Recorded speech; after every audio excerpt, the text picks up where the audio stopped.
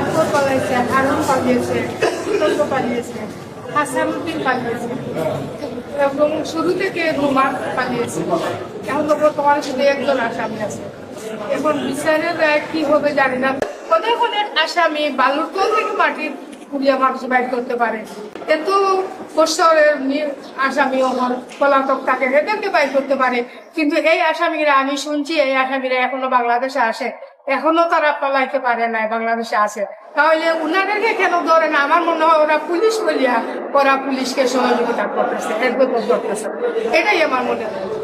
যখন আকবর পালিয়ে যায় তখন আমি একবার গিয়েছিলাম, তখন আমাদের পুরাতন কমিশনার সাহেব ছিলেন।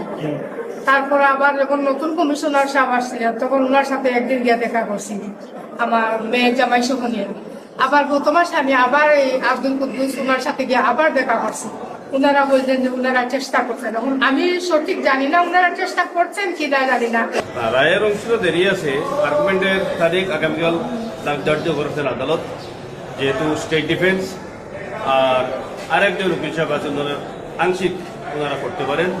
স্টেট ডিফেন্স যদি আগামীকাল সাক্ষী হয়ে যায় আর্গুমেন্ট, তাহলে আশা করা যায় যে আগামীকাল ক্লোজ হয়ে যাবে এবং আর্গুমেন্ট ক্লোজ হয়ে যাবে।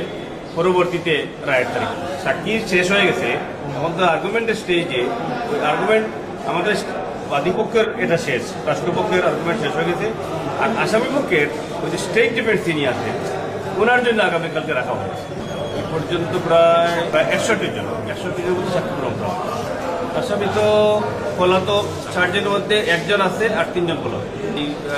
লিভ টু আপিল হয়েছিল, ওই লিভ টু আপিল হওয়ার পরে তার জামিন বাতিল করা হয় অ্যাপিলেট ডিভিশন, এবং তাকে বলা হয়েছিল নিম্ন আদালতে হাজিরা দেওয়ার জন্য।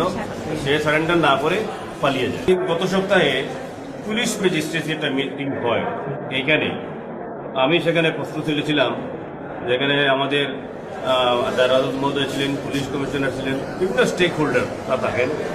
তো আমরা সেখানে আমি নিজেই বলছিলাম যে আক্রমণের ধরার জন্য আপনারা কী করেছেন।